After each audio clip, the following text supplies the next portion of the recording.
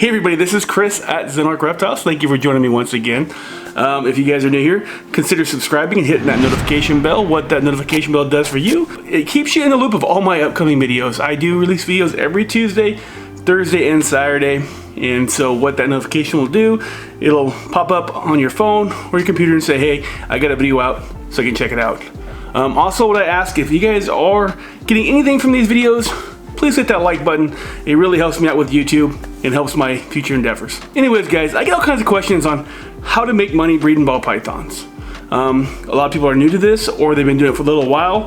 They want to know how to make money and what needs to be done. So I'm gonna make a video today. This is a disclaimer. I don't have all the answers. I have a lot of friends that breed ball pythons that are successful and they do this full time. I have not personally become full-time breeder yet, but I know it's in the future for me. That being said, there's other ways of doing this. This is what I've learned personally how to be successful breeding ball pythons. I'm gonna give you 3 tips, and these tips might not set well with everybody, but it is a truth to when it comes to business and making money. Tip number 1, as reptile breeders, we become like addicted to having reptiles. I don't know what this is, a sickness or it's just something that I've noticed with other breeders, other keepers, is that you get one, you have to have tons of them. And the problem with that is, and I'm not saying that I'm not that way too, and I'm not saying it's a bad way to be. You watched on my last video, I got some pet ferrets. I wanted them to have a happy home, so I adopted them. But again, now I have more food costs and more responsibility. As pet owners, there's a fine line between being a pet owner and a breeder. And the depressing thing is, and I don't want this to be a depressing video, is that when you bring more snakes in, especially ones that are not relevant to your breeding projects, that's not gonna make you money, or say you even get a baby snake, so now you haven't had 3 years before you can actually breed it, you're cutting into your profits. That is a depressing way of thinking about it, but it is the truth and reality of it. You have racking costs, you have thermostat costs, you have feeding cost, you have cleaning cost and substrate cost. So you gotta be mindful of that, because like if you think about it, it costs about $100, around $100 or less to feed each snake frozen. I'm just going by frozen prices because you can actually save money by breeding your own rats, and I have plenty of videos to help you out with that. But a lot of people do frozen, and we're gonna go by frozen prices. I looked at Big Cheese. Big Cheese is actually one of the cheapest places to buy rodents, and you're probably easily gonna spend $100 a year per snake. And say if you have 20 snakes, 40 snakes, 80 snakes, 100 snakes, that's gonna add up really quick, unless you're bringing in more revenue. So less is more. You don't have to have 100 snakes to have a successful breeding business.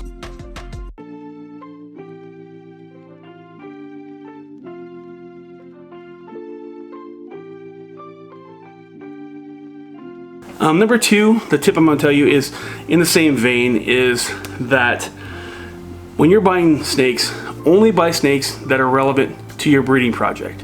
I'm just going to name some random breeding project for this demonstration. So my project is I'm making cypress clowns.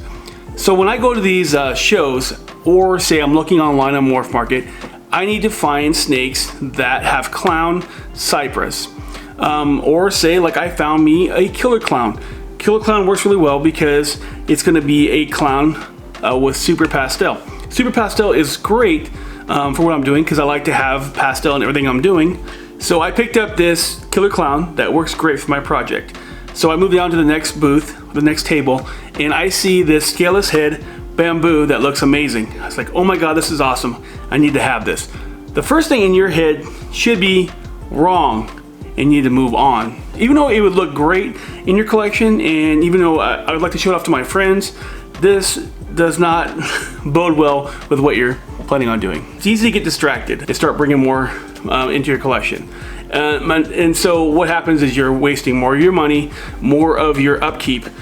But if you want to be breeding for money, you don't want to pick up a bunch of snakes that are not for your projects. So when I pick up the right snakes and I'm breeding the correct snakes for my projects, I am making the right decision, because if I have the right snakes, I'll hit that a lot faster and I can actually sell these snakes a lot faster and actually bring some revenue in. If I start picking up other snakes that don't coincide, I won't have nothing to breed them with, or I'll have to buy more males to breed them with. I'm really cutting into my cost, cutting into my time, and also making it longer before I actually see a profit. I'm also taking money away, so I could have saved that money up. I could have got a snake that's further along if I instead of buying something else. So I could have bought something that's way better to reach my goals. If I bought me a clown and a clown cypress and I hit my goals right away, I'm gonna be selling snakes a lot faster and bringing revenue in and actually making a profit. When I start getting all these air snakes that are clouding my collection and taking money away from my real project, I'm hurting myself and hurting my business.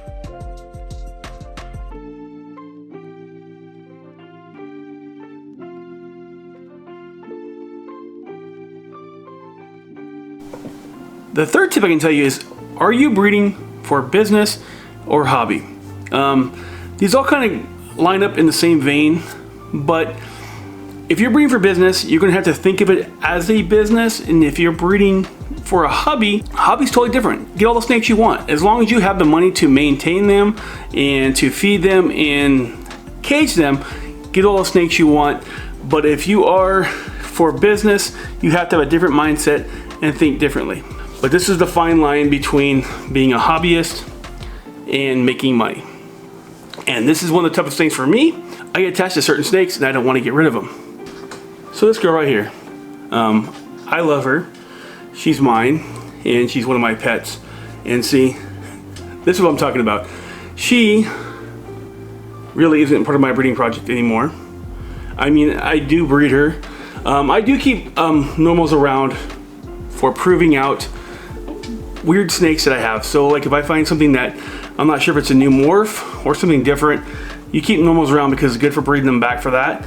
Also, you can actually get something like a bamboo or say cypress and breed them with her and actually get, you know, half and half. But a lot of times we have snakes that started us out that are no longer relevant for breeding. I have a bigger one than this, but I didn't want to bring her out because she's in full shed. This is actually one of my smaller ones, but it's hard to get rid of them. But again, you know, we start collecting snakes and that we've got before. She's really not relevant unless I'm breeding a dinker project that I want to prove out. Otherwise, she really is just taking up food and space. And I know this sounds really cold, and it's not meant to be cold. I'm just talking about the realization of breeding pets for money. Now, I'm not saying to abuse these animals, but the truth is that if you're trying to make money, you have to cut out a lot of stuff of your collection to make money. I started a breeding project about 4 or 5 years ago, and I bought these snakes. They were all hets. These hets did what I needed them to do. They got me visuals, and now I have a new breeding colony that works better for me. So as a business, I'm gonna have to let those go. Even though they got me to where I am, they are no longer relevant for my breeding projects, and they're gonna have to be sold, because what they are is they're costing me money.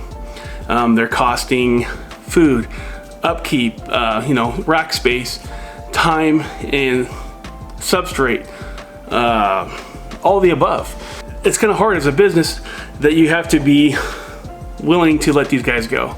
And that's one of the things that has to be. So this is, we have to kind of figure out, are you planning on being a hobbyist or a breeder?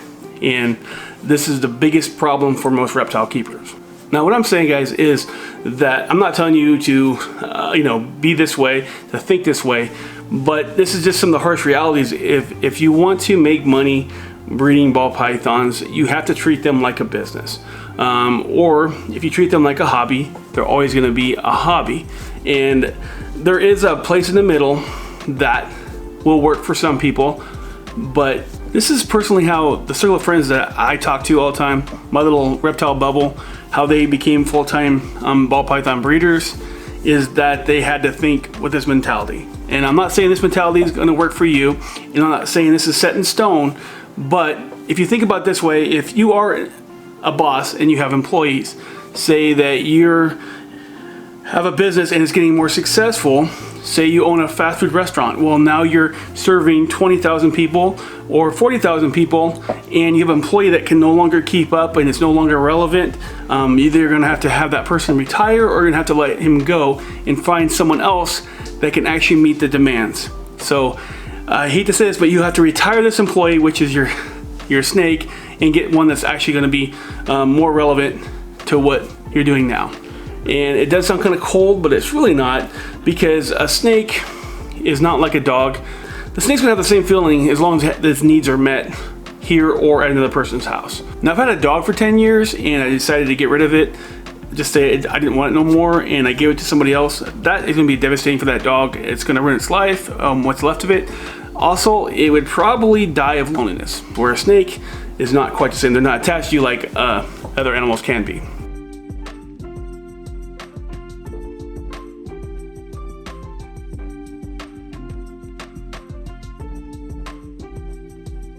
Like I said before, guys, I don't have all the answers, but this is just some of the realities that I found as wanting to become a full-time ball python breeder, is that you have to have some different mindsets than someone who's just a hobbyist.